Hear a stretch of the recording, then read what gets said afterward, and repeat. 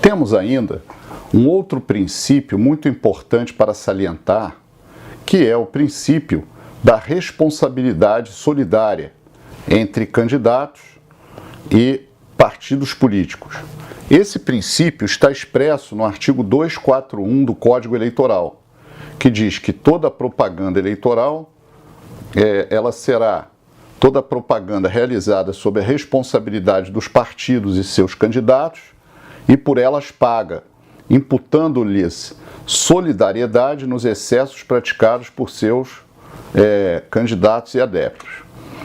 O Tribunal Superior Eleitoral disciplinou a sanção para o derrame de material, por exemplo, no local da votação. Isso é muito importante. Vocês sabem que no dia da eleição, à noite, antes do dia, né, no próprio dia, mas assim, de madrugada, candidatos jogam, mandam jogar panfletos nas portas das sessões para que os eleitores desavisados e que ainda não tenham feito a escolha em seus candidatos possam pegar aquele panfletinho, olhar o número e votar. Principalmente quando é uma eleição muito grande, que envolve presidentes, governadores, deputados federais, estaduais, porque às vezes o eleitor, ele já sabe em que presidente ele vai votar, em qual candidato a presidente, melhor dizendo, e o candidato a governador, mas ele não sabe o deputado estadual, por exemplo, ou federal, ou senador. Então, esse derrame é jogado ali na porta da sessão. E aconteceu uma mudança na nossa legislação muito boa, no sentido de punir, ter uma sanção para esse derrame de material de propaganda, que sujeitará o infrator a uma multa que está prevista no parágrafo 1º do artigo 37 da Lei 9.504. Nesse sentido, eu ia pedir para vocês olharem o artigo 14, parágrafo 7º da resolução do TSE, aquela resolução que decorre do Poder Normativo, número 23.457, de 2015. Ou seja, depois vocês dão uma olhadinha ali para verificar que aqui há uma espécie de responsabilidade solidária entre o candidato, o cabo eleitoral que jogou aqueles panfletos, certo? E ainda há possibilidade de punição penal por esse ato, porque é crime divulgar no dia da eleição campanhas eleitorais, fazer o que se chama aí também de uma boca de urna, né? Nós temos também a responsabilidade solidária entre o candidato e o administrador financeiro de sua campanha eleitoral. E essa responsabilidade está prevista no artigo 21. Perdão, desculpa. Artigo 21 da Lei 9.504 de 97, né? Sobre a responsabilidade civil dos partidos políticos, cumpre ressaltar uma modificação muito importante que está no artigo 15A, vamos lá, por favor, 15A da Lei dos Partidos.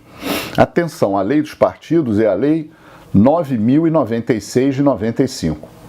O artigo 15A diz o seguinte: a responsabilidade, inclusive civil, cabe exclusivamente ao órgão partidário municipal, estadual ou nacional que tiver dado causa ao não cumprimento da obrigação, a violação de direito, a dano a outrem ou a qualquer ato ilícito, excluída a solidariedade de outros órgãos de direção partidária.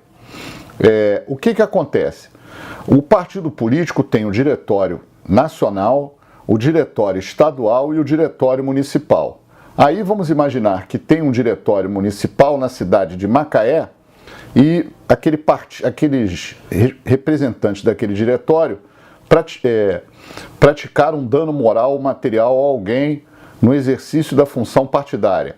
Quem será responsabilizado é apenas aquele órgão partidário municipal, não se estendendo essa responsabilidade ao órgão estadual ou nacional, né? Então aqui é uma forma estranha, né? Porque o partido, ele na verdade é uma pessoa jurídica de direito privado e é único, né? Mas aqui se departamentalizou a responsabilidade partidária por expressa determinação da lei. Eu duvido um pouco da constitucionalidade desse artigo, mas ele está aqui sendo aplicado, certo? Muito bem. Portanto, nós temos agora que comentar um outro princípio. Vamos falar do princípio ou da regra de interpretação, que é o princípio da irrecorribilidade das decisões do TSE. Atenção, o TSE é a última palavra em matéria eleitoral. Claro que da decisão do TSE cabe ainda recurso extraordinário ao Supremo Tribunal Federal se aquele acórdão do TSE efetivamente violar a Constituição do Brasil. Agora, o que acontece? A disciplina desse princípio, dessa regra, está no parágrafo 3º do artigo 121 da Carta Magna da Constituição do Brasil, que diz o seguinte, que prevê o cabimento de recurso extraordinário das decisões do TSE que contrariarem a Constituição. Esse recurso extraordinário vai para o STF. E ainda recurso ordinário das decisões que denegarem habeas corpus ou mandado de segurança. Ou seja, cabe, por exemplo, um recurso ordinário se o TSE denega o habeas corpus ou mandado de segurança. O artigo 281 do Código Eleitoral igualmente trata da irrecorribilidade. Mas, ou seja, reparem, são exceções, né? Exceções. O Supremo Tribunal Federal, ele na verdade, o seu conhecimento recursal em razão das decisões do TSE é muito limitado, né? Significa, portanto, em outras palavras, que essa decisão do Tribunal Superior Eleitoral, que examina para a solução do caso concreto a questão constitucional via de exceção ou defesa, sendo incabível recurso, por exemplo, extraordinário, interposto contra acórdãos dos TREs, por exemplo, para o Supremo. Assim, o TSE, na verdade, ele objetiva solucionar o litígio, e o TSE faz uma prévia análise não apenas da legalidade, mas de alguma forma da própria constitucionalidade. O que eu quero dizer com isso? É o seguinte, quando o TRE, por exemplo, do Rio de Janeiro, prolata uma decisão e aquele acórdão é publicado, do TRE do Rio não cabe recurso extraordinário ao Supremo. Do TRE do Rio cabe recurso especial, recurso ordinário ao TSE. E aí do TSE é que se pode ir ao Supremo, excepcionalmente ao Supremo por recurso extraordinário. Ou seja, mas se vocês que podem pensar o seguinte, façam uma comparação com a justiça comum, né? E até mesmo com a Justiça Federal. Imaginem a Câmara Civil do Tribunal de Justiça julgando uma espécie de ação de dano material ou moral. Dessa decisão é cabível, em tese, né, recurso extraordinário para o Supremo e recurso especial para o STJ. Ou seja, da decisão do Tribunal de Justiça do Rio, de uma Câmara Civil. Mas o TRE está no mesmo nível, né, do Tribunal de Justiça, mesmo nível simétrico, mas não nesse aspecto. Ou seja, em outras palavras, não cabe, repito, recurso extraordinário do TRE para o Supremo. Tem que se passar obrigatoriamente pelo TSE. Então, conclui-se que o Tribunal Superior Eleitoral faz um exame da constitucionalidade das decisões na Justiça Eleitoral. Daí também se firmar mais a posição de que o TSE tem o princípio da irrecorribilidade.